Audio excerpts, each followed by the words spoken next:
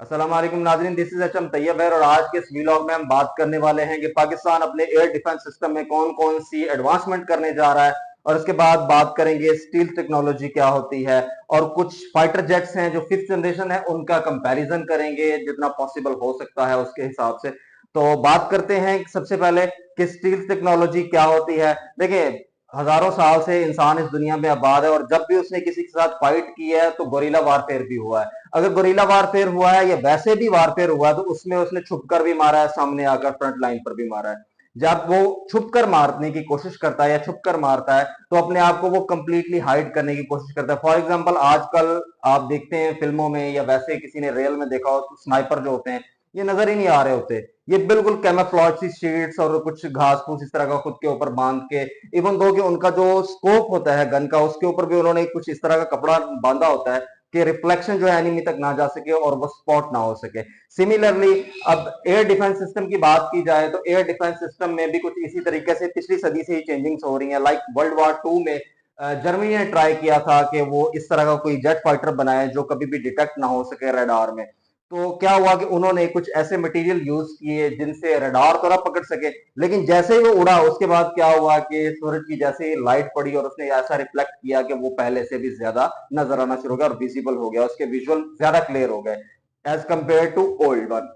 और उसके बाद बात करते हैं कि अब जो है जो चल रहा है स्टील टेक्नोलॉजी, वैसे तो ये पिछली सदी की टेक्नोलॉजी है लेकिन 1998 में अमेरिका ने एक प्लेन बनाया था, एक जेट फाइटर बनाया था जिसको बी टू बॉम्बर कहते हैं। उसके बाद उन्होंने फिफ्थ जनरेशन फाइटर बनाया।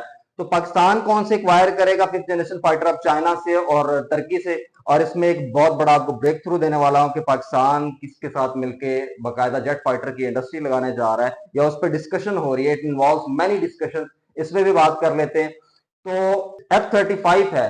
F-35 अमेरिका का फिफ्थ जनरेशन फाइटर है जो टोटल स्टेल्थ टेक्नोलॉजी से लैस है। स्टेल्थ टेक्नोलॉजी एक ऐसी टेक्नोलॉजी है जिससे प्लेन नजर नहीं आता। जैसे रेडार जो है नीचे से रेडियो वेव्स मारता है तो रिफ्लेक्ट बैक करती है, जो ऊपर ऑब्जेक्ट होता है या प्लेन होता है या जेट फाइटर होता है तो वो रिफ्लेक्ट बैक करता है। तो रेडार में उसका साइज, उसका वॉल्यूम, ईच एंड एवरीथिंग पता लग जाती है। ये भी पता लग जाता है कि ये कमर्शियल एयरलाइन है या फाइटर है, व्हाटएवर। तो इस तरह की कुछ भी चीजें होती हैं वो रडार की टेक्नोलॉजी इतनी आगे तक होती है।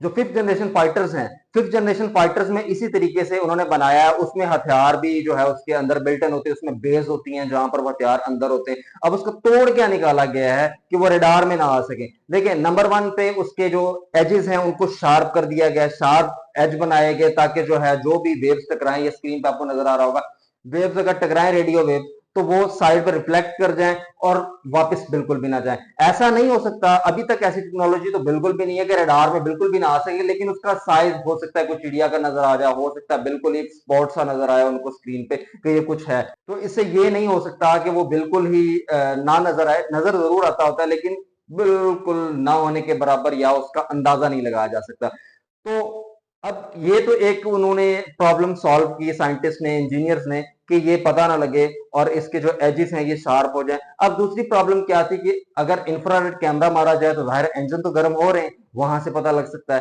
तो उसका इंजीनियर्स ने क्या हल निकाला है कि या तो उसके इंजन ऊपर वाली साइड पे लगा दिए जाएं ताकि अगर नीचे से इंफ्रारेड कैमरा मारा जाए, रेज मारी जाए तो वो डिटेक्ट ना हो सके, या फिर उसका जो है उसको बिल्ट इन बना दिया जाए और उसका एग्जॉस्ट सिस्टम साइडों पे कर दिया जाए ताकि अगर नीचे से इंफ्रारेड रेस लगती हैं तो हीट ना डिटेक्ट हो सके।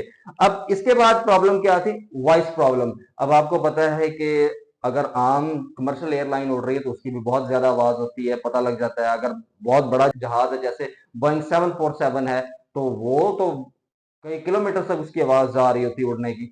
तो अगर बात करें जेट फाइटर की तो जेट फाइटर कुछ इस तरीके से होते हैं कि उनके सुपरसोनिक जो उनमें फ्रीक्वेंसीज यूज की जाती हैं या ऐसी फ्रीक्वेंसीज यूज की जाती हैं जो कि नॉर्मली तौर पर डिटेक्ट ना हो सके, या बहुत ज्यादा आगे गुजर जाए जहाज और पीछे से जो है आवाज आना शुरू हो जाए, या फिर कोई और उसके सिस्टम, मतलब बहुत सारे सिस्टम सुपरसोनिक की तरह उन्होंने इस्तेमाल किए थे। कोई कुछ फ्रीक्वेंसीज ऐसी होती हैं जो डिटेक्टेबल नहीं होती, तब पता लगता है जब अटैक हो जाता है, या हो सकता है कि उस इलाके से वो जहाज मूव कर जाए, कहीं और चला जाए, फिर जाके पता चले। आपको पता है आजकल आपने जेट फाइटर उड़ते हुए देखे भी होंगे, तो गुजर जाता है फिर जाके उसकी आवाज आ रही थी काफी दूर जाने के बाद।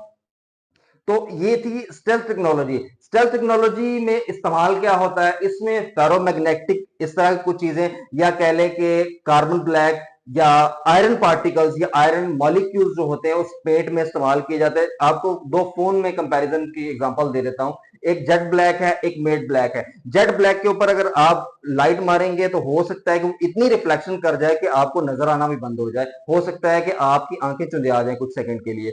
अगर मेट ब्लैक में मारेंगे तो वो क्या होगा कि कुछ एनर्जी अब्सॉर्ब हो जाएगी उसी पेंट में और कुछ साइडों पे चली जाएगी और आपको बहुत कम रिफ्लेक्शन मिलेगी। सिमिलरली अब वहां पर अगर उन्होंने एजेस जो है उनको बिल्कुल शार्पन कर दिया है, शार्प बना दिया है, तो उसके बाद उन्होंने दूसरा हल भी तो निकाला है ना उसको बाकी साइडों से। अगर एजेस हैं, एजेस पे तो चलो मान लिया कि रेडियो वेव्स पड़ रही हैं और वो रिफ्लेक्ट कर रही है दूसरी साइड्स पे, लेकिन अगर बॉडी की बात की जाए तो बॉडी पे उन्होंने कुछ इस तरह का अमरफस लाइक सिस्टम बना दिया, अमरफस तो नहीं कहना चाहिए, मतलब कुछ इस तरह का इरेगुलर सिस्टम बना दिया, इरेगुलर सा उसको पेंट को कर दिया कि ना तो फ्रिक्शन हो सके। देखें अगर फ्रिक्शन होगी तो जहाज का टेम्परेचर बहुत ज्यादा बढ़ जाएगा। तो उन्होंने स्टील टेक्नोलॉजी नाम ही इसी वजह से दिया है कि जाहिर है ना, अगर फ्रिक्शन बढ़ गई जहाज का टेम्परेचर तो पहले ही बहुत ज्यादा होता है और ज्यादा बढ़ जाएगा, फिर काम और खराब हो जाएगा। तो इस वजह से कुछ वो अब्सॉर्ब हो जाती है, कुछ इधर उधर चली जाती है। ठीक है, तो ये था हमारी स्टील टेक्नोलॉजी। अगली बात करते हैं जनाब कि पाकिस्तान कौन कौन से जेट फाइटर एक्वायर करने जा रहा है from China and Turkey as well. तो सबसे पहले आपको ब्रेक थ्रू देते हैं। ब्रेक थ्रू में यह है कि पाकिस्तान आने वाले वक्तों में, ये जनवरी 2025 में एक समिट हुई थी या ये कह लें कि एक एमएमयू था, उसमें ये मीटिंग में कहा गया कि पाकिस्तान और तुर्की मिलकर टाईटीएफ कान की प्रोडक्शन पाकिस्तान में करने जा रहा है लोकल लेवल पे। और ये बहुत बड़ा ब्रेक थ्रू है पाकिस्तान के लिए भी, और क्योंकि पाकिस्तान अब लोकल लेवल पे जो है इनको बिल्ड करेगा और पूरी दुनिया में कल आने वाले वक्त में सेल भी कर सकता है। दूसरी चीज ये कि ये फिफ्थ जनरेशन फाइटर है, इवन दो के ये अज्यूम किया जा रहा है कि अमेरिका का जो F-35 है उससे भी कई गुना ये बेहतर है, ये अज्यूम किया जा रहा है।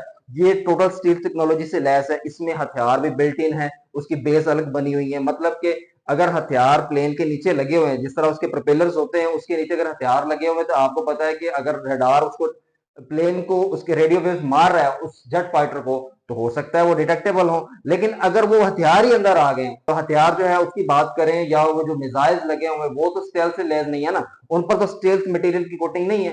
तो क्या होगा कि उसको बिल्ट इन बना दिया, अब वो भी रेडार में नहीं आ रहे। तो नंबर वन पे ये स्टेल्थ टेक्नोलॉजी से लैस है। और J-35 जो चाइना से पाकिस्तान ले जा रहा है, इसमें पाकिस्तान 40 यूनिट विल एक्वायर इन 2026 और इन द एंड ऑफ 2025 इंशाल्लाह पाकिस्तान ये भी लेने जा रहा है। अब इसके मुतवाजन में बैलेंस ऑफ पावर करने में, जिस तरह 2019 में इंडिया ने राफेल की बात की थी तो हमने फौरन से पहले J-10C ले लिए उसके मुकाबले के मुताबिक। लेकिन 2019 में जिस तरह से इंडिया ने कहा कि हमारे पास अगर राफेल होते तो हम पाकिस्तान के साथ ये कर देते वो कर देते, तो उसी को बैलेंस करने के लिए, देखिए बैलेंस ऑफ पावर हमेशा चलता रहता है, पाकिस्तान उसको बैलेंस करने के लिए J-10C फ्रॉम चाइना उनको एक्वायर कर लिया। तो हमने आज उनको उनसे जो है चित किया है। आपको पता है पूरी दुनिया ने देखा है कि इंडिया को हमने इससे हराया है अल्हम्दुलिल्लाह। और इसके बाद अगर बात करें कि राफेल, राफेल अपने आप में एक आला मिसाल थी, ये नहीं कि राफेल एक कम जनरेशन का फाइटर था या कम तरह किसी से, राफेल भी बहुत अच्छा फाइटर था। लेकिन क्या कहते हैं वो निकम्मों के हाथ में लग गया तो बेचारा वो खुद भी पिट गया और वो भी पिट गया। हम तो डूबे हैं सनम, तुम्हें भी ले डूबेंगे, वो खुद तो डूबे हैं, फ्रांस की मार्केट भी डुबा दी है उन्होंने। अब इससे बाद आगे बात करते हैं J-35 है, J-35 भी फिफ्थ जनरेशन फाइटर है। अब F-35 जो है अमेरिका का, इंडिया ने भी बात की इसको, राफेल को पिटवाने के बाद इंडिया ने बात किया कि हम ये एक्वायर करेंगे फ्रॉम अमेरिका, कि हम अमेरिका से F-35 की रिक्वेस्ट करते हैं वो हमें दे दे। उसने मेरे ख्याल में बहुत कम कंट्रीज को दिया है अभी तक, तो हो सकता है दिया भी नहीं, ये भी मुझे मेरे इल्म में नहीं है, अगर किसी को पता है तो कमेंट बॉक्स में लाजमी बताए। तो F-35 इन्होंने कहा जी हम ले लेते हैं अमेरिका से, तो हमने उनसे ऑलरेडी जो है J-35 लेने की बात की हुई है और 2026 के स्टार्ट में और 2025 के एंड में हमें मे बी वो मिल जाए, या हो सकता है कि इन द मिड ऑफ 2026 वो हमको मिल जाए। तो वो फिफ्थ जनरेशन फाइटर। अब इनकी कंपैरिजन की बात कर लेते हैं। तीनों के तीनों कान, J-35 और F-35 तीनों के तीनों जो हैं ये फिफ्थ जनरेशन फाइटर हैं। बिल्ट इन बेस है इनके अंदर हथियारों की भी, और बिल्ट इन बेस है इनके इंजन की भी, मतलब ओवरऑल स्टेल्थ फाइटर हैं या स्टील्थ फाइटर्स हैं ये तीनों। लेकिन अब अगर बात की जाए F-35, वो 4 to 6 टन जो है उसका पेलोड है। अगर कान की बात की जाए तो 10 टन का, उसका 10 टन का यानी कि उसका पेलोड है। और अगर बात की जाए J-35 की तो उसका 8 to 9 टन तक उसका पेलोड है।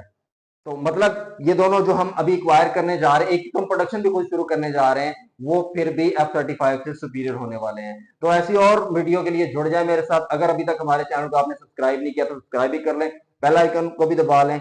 ऐसी और वीडियोस के लिए थैंक्स फॉर वॉचिंग।